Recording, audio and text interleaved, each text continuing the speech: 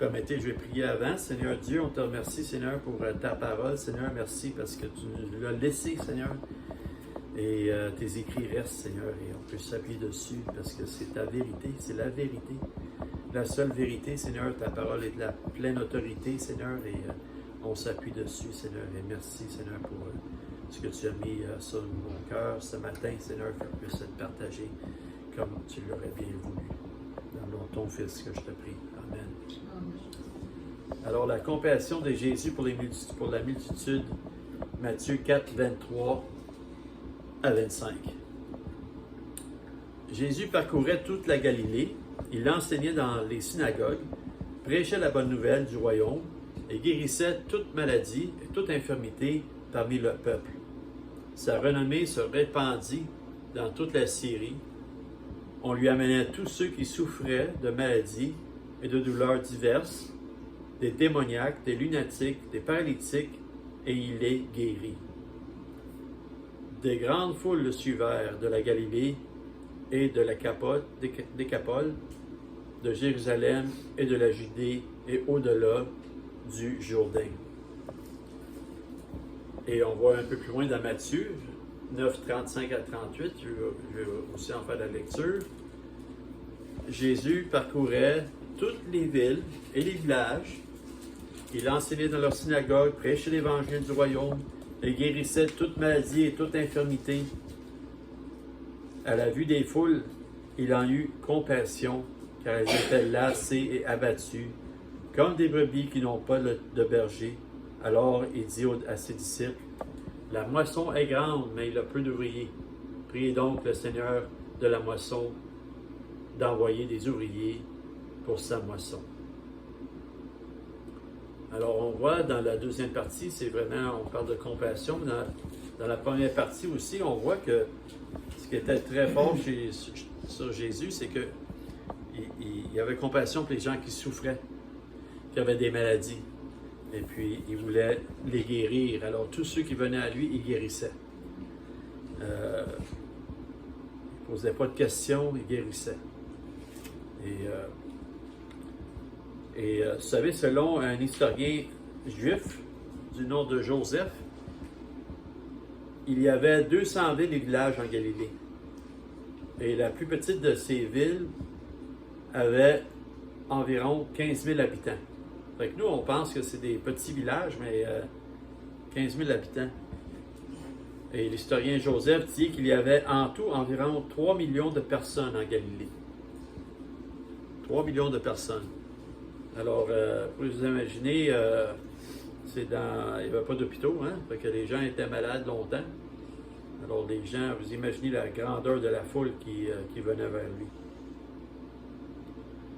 Alors, comme on dit que si on parle de grande foule suivant Jésus, il s'agissait réellement de grande foule. Dieu va mettre un verset, un nombre là-dessus, mais quand on parle de 15 millions, on parle de 3 millions d'habitants, bien, les foules doivent être assez grandes. Des villes de 15 000. Ici, on a un petit village de 3 000. Alors, environ, ouais. Peut-être. Maintenant, les scribes et les pharisiens,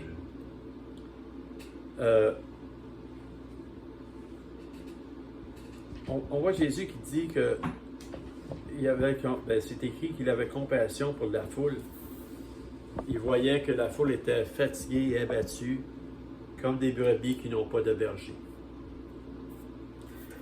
Et les scribes et les pharisiens avaient la responsabilité de paître les brebis, de prendre soin des brebis, de prendre soin des gens. Et pour qu'ils vivent dans la foi et dans l'espérance en attendant le Messie annoncé, parce qu'ils attendaient le Messie. Et toutefois, les scribes et les pharisiens, tout ce qu'ils faisaient, c'est les écraser et leur attacher des lourds fardeaux à porter, des exigences difficiles envers eux, puis mais ils ne leur portaient pas de secours. Et ils ne les aidaient pas. Ils ne les aidaient pas à supporter leur fardeau. Et on voit même que dans Matthieu 23, verset 4, Jésus leur dira, « Malheur à vous, scribes et pharisiens, parce que vous fermez aux hommes le royaume des cieux. » Vous fermez aux hommes le royaume des cieux. Parce qu'il n'y a pas de compassion dans ce qu'ils font. Alors les gens, ils ne voient pas un Dieu qui est compatissant, ils voient le contraire. Alors les gens se détournent du Seigneur et ne l'attendent même plus, ce Messie-là, à cause de leur agissement. Dans Jean 7,49, on retrouve justement les pharisiens qui disent de la foule, ils disent, cette foule, ce sont des maudits. Loin d'être compatissants, ils étaient tout le contraire. Ils étaient durs, insensibles, rudes, cruels, et ils méprisaient ce peuple-là. Qu'en est-il aujourd'hui? Aujourd'hui, on voit un peu la même chose. On réfléchit à ça. Aujourd'hui, le constat serait le même de la part de Jésus, je crois. Parce que les gouvernements, les gens doivent choisir maintenant, vous savez, entre manger et payer leur loyer. Les gens qui ont peu d'argent, c'est vraiment un choix qu'ils font. Ils reçoivent un aide de dernier recours qui arrive tout juste à payer leur loyer. Peut-être qu'il reste 100 ou 200 $ pour le mois. Et les gens doivent réellement choisir qu'est-ce qu'ils font. Est-ce que c'est se loger ou manger? Et c'est pour ça qu'il y a beaucoup qui se retrouvent à la rue aujourd'hui. Et le gouvernement, lui, en fait, se croise les bras et aimerait bien qu'ils disparaissent. Ils aimeraient bien qu'ils disparaissent. D'ailleurs, c'est ce qu'on voit arriver dans les villes. Les pauvres se réunissent ensemble et ils se font déplacer pour qu'ils disparaissent, surtout dans les années d'élection. On ne veut pas les voir. Et on essaie d'étouffer le problème en les poussant à l'extérieur. Malheureusement, on peut constater ici que l'Église ne fait guère mieux. Elle porte des œillères. Hein? On sait que le problème est là, mais on ne veut pas trop le voir. Alors, chacun regardant ce qu'il a, sans se soucier de ce que les autres n'ont pas. Hein? Alors, on accumule des biens, on regarde ce qu'on a, puis on s'en va avec ça, puis on ne porte pas attention aux gens qui ont moins, aux gens qui auraient besoin d'aide. On regarde de l'avant, puis on continue notre chemin comme si rien n'était. Alors, malheureusement, l'Église est en soi aussi dans l'aveuglement volontaire. Hein? Un aveuglement volontaire. On sait que ça existe, qu'est-ce qu'on fait? Alors, parmi nous, est-ce que nous sommes attentifs aux besoins des autres? Je crois que nous devons développer un souci particulier pour ceux qui sont dans la foi. On en a parlé tout à l'heure dans Galates 6:10. Et notre souci devrait de ne pas en perdre un seul parmi nous. Alors déjà, quand on parlait tout à l'heure des gens qui sont avec nous, on a une obligation de veiller sur eux. C'est sûr qu'on peut mettre l'obligation sur le berger de s'occuper de tout le monde, mais en fait, la parole de Dieu dit, celui qui n'aime pas son frère, qu'il voit, comment peut-il aimer Dieu qui ne voit pas? Hein? Ça veut dire, si on voit les frères et les sœurs parmi nous qui ont des besoins, puis qu'on ne répond pas, comment est-ce qu'on peut aimer un Dieu qu'on ne voit pas? Alors, le Seigneur nous appelle à être attentifs aux besoins déjà auprès de nous, auprès des frères et sœurs dans la foi. Mais après ça, il dit, faites du bien à tous. À tous, ça veut dire à tous. Surtout aux frères et sœurs dans la foi. Ça veut dire que pas juste les frères et sœurs dans la foi, mais aussi aux autres aussi. Alors, vous voyez, dans la parole de Dieu, le regard, quand le regard est sur moi-même, c'est pour maîtriser ma chair. Hein? C'est pour ces choses-là. C'est pas pour accumuler des biens, c'est pas pour se faire du bien, c'est pas pour ces choses-là. Ces choses-là, c'est vraiment avec l'extérieur. Quand c'est prendre soin des autres. C'est pas prendre soin de toi, c'est prendre soin des autres. C'est sacrifie-toi pour prendre soin des autres. C'est ce que la parole de Dieu nous dit, que la vie chrétienne, c'est une vie de sacrifice. Regardez combien Jésus a sacrifié. Et c'est notre modèle. C'est notre modèle. Et alors, on doit marcher dans l'amour et dans la compassion. C'est ce que Jésus nous montre. Comme je dis, c'est notre modèle. Et demeurons aussi attachés les uns aux autres, hein, parce que c'est en restant attachés qu'on devient attentif aux besoins des gens. Alors, si on n'apprend pas à connaître les gens qui sont avec nous, puis voir qu'est-ce qu'ils ont leurs besoins, tout ça, vous savez, les gens, ils ne s'ouvrent pas nécessairement. Parce que les gens disent, tout le monde a leurs problèmes, moi j'ai les miens. Mais il faut être attentif. Attachons-nous à ceux qui sont autour de nous. Puis, tâchons de ne pas les perdre. Parce que les gens, souvent, ils vont s'éloigner parce qu'ils ont trop de problèmes, ils ne veulent pas affecter les autres. Mais c'est notre devoir de prendre soin de eux. Et puis, le Seigneur se réjouit quand on fait ça, vous savez. Le Seigneur se réjouit quand on fait ça. Puis souvent, on n'a pas besoin de regarder trop loin. Mais aussi, ayons nos yeux sur l'extérieur.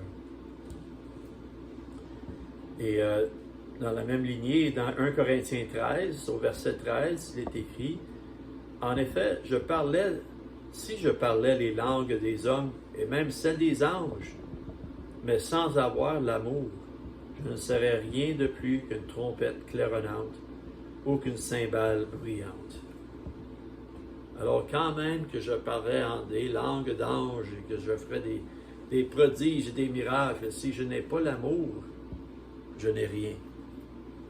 Je n'ai rien. Alors l'amour, et bien entendu, l'amour nous amène à la compassion. L'amour est la racine de la compassion. Et l'amour, c'est Dieu lui-même. Alors encore notre modèle. Et là, j'ai écrit verset 13 deux fois, mais dans le dernier verset de 1 Corinthiens, c'est écrit, « En somme, 3 choses demeurent, la foi, l'espérance et l'amour. Mais la plus grande d'entre elles, c'est l'amour. L'amour, c'est la plus grande chose qu'on peut avoir. Même si on a toute la connaissance, si on n'a pas l'amour, ça ne marche pas. Si on peut faire des miracles, même, mais si on n'a pas l'amour, ça sert à quoi? On fait des miracles pour s'enorgueillir ou on fait des miracles par compassion? Vous vous rappelez, Jésus, c'était par compassion, ses motifs de guérir les gens, c'était par compassion. C'était pas pour s'enorgueillir, c'était pas pour dire, regardez ce que je fais. C'était pas parce qu'il y avait compassion envers les gens. On voit aussi dans Marc 16, 37 et 38. On l'a lu tantôt aussi dans Matthieu. Il dit à ses disciples, il dit, la moisson est grande, mais il a peu d'ouvriers. Et il rajoute, priez donc le Seigneur de la moisson d'envoyer des ouvriers dans sa moisson.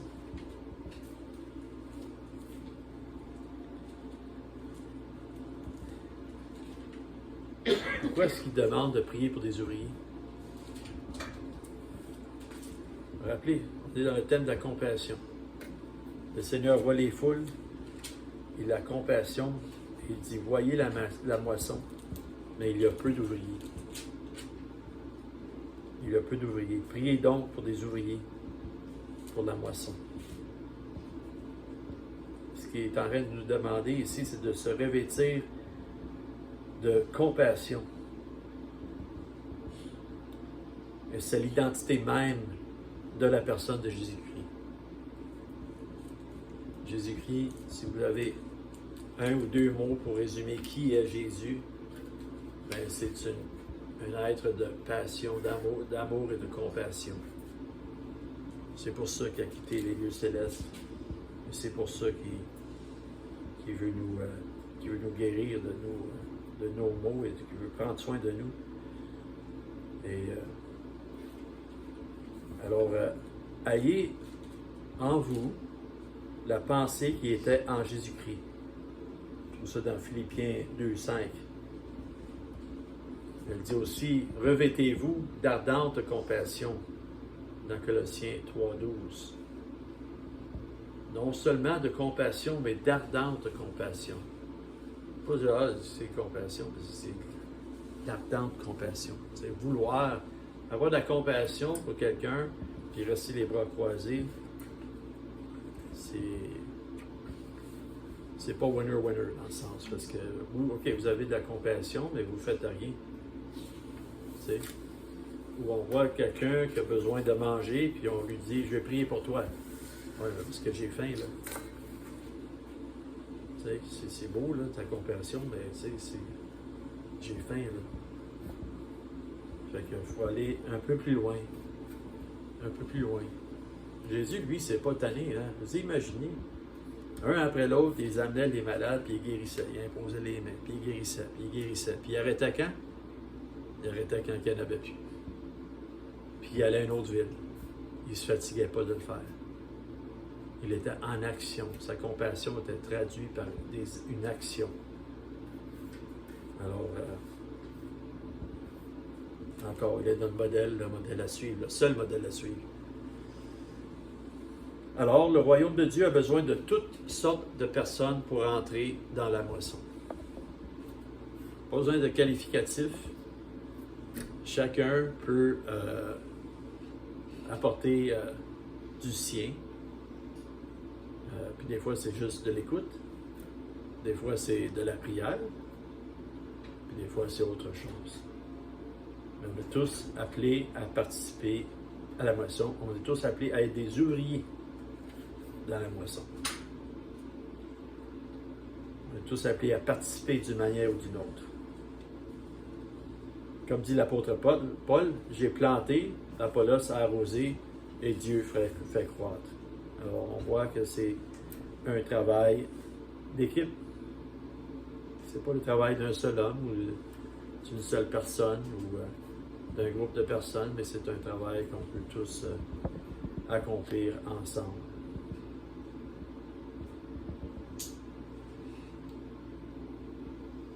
Nous sommes les ouvriers.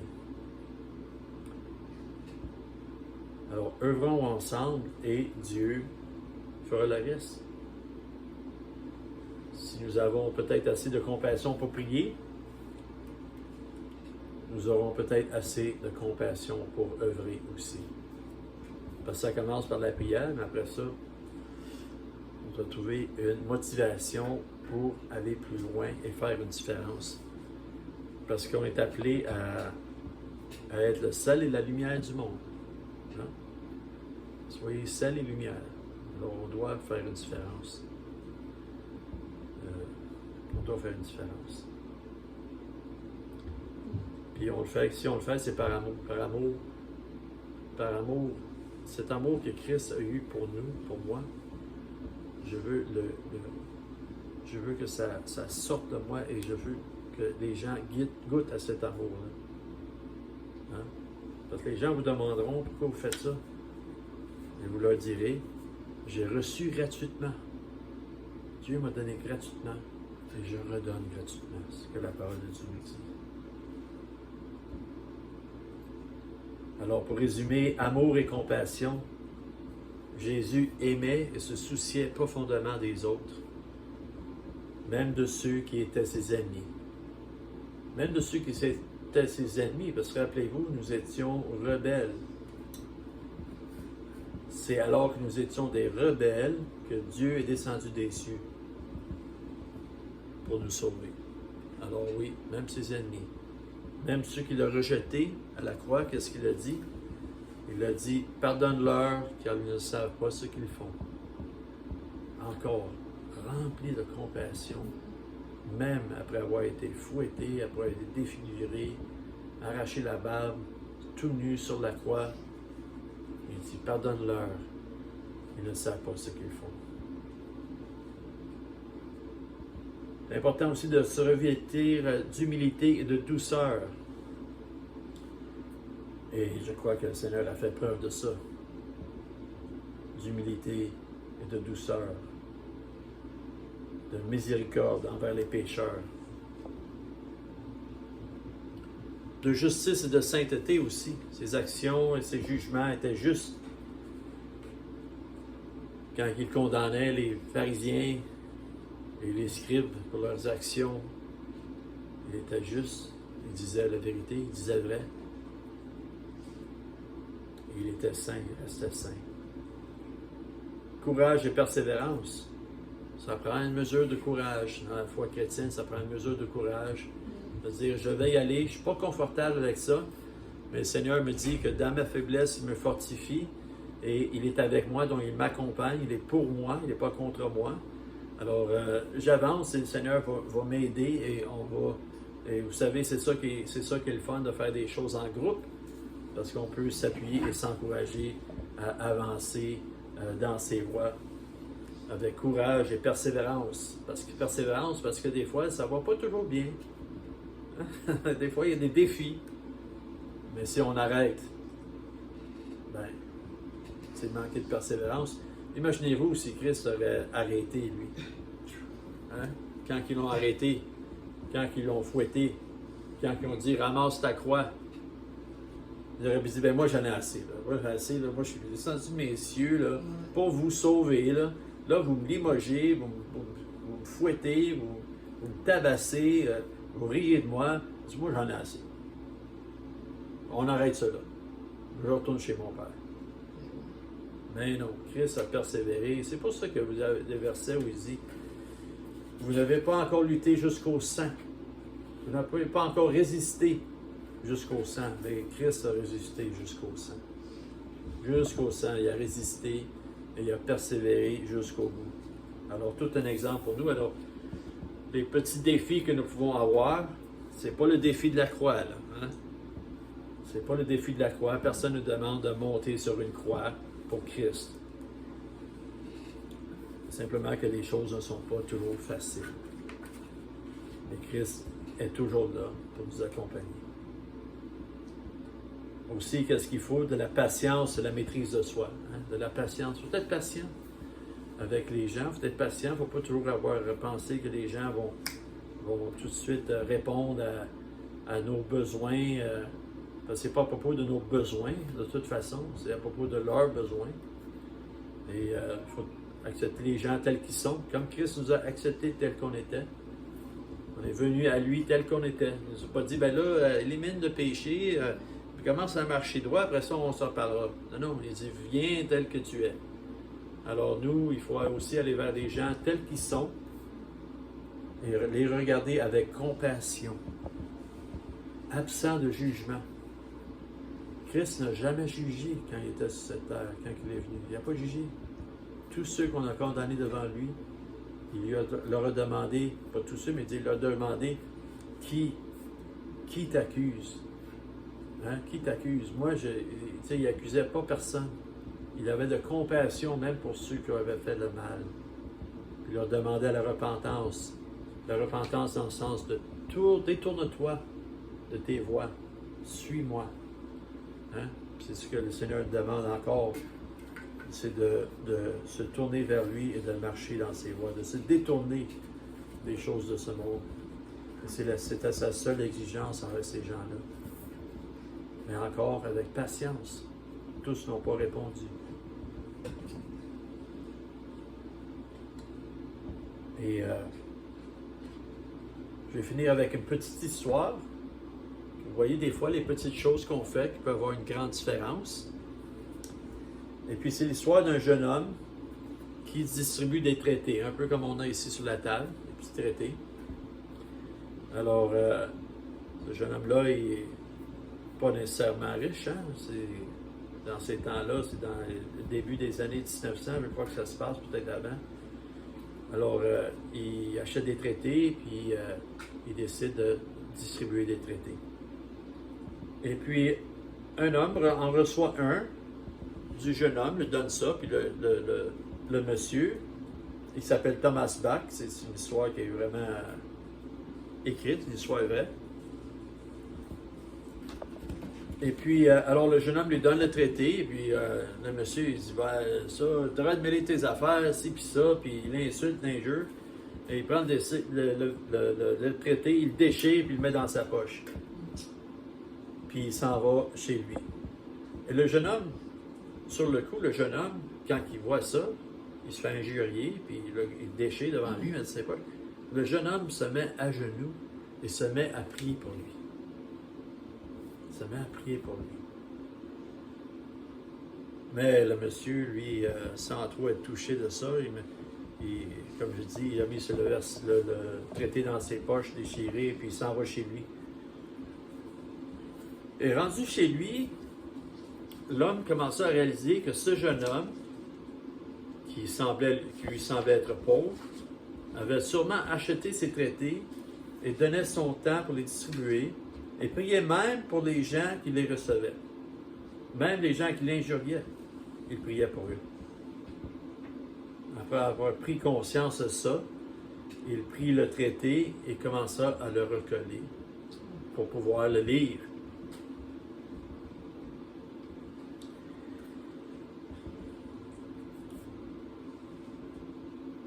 Alors qu'il eut terminé de le repiécer ensemble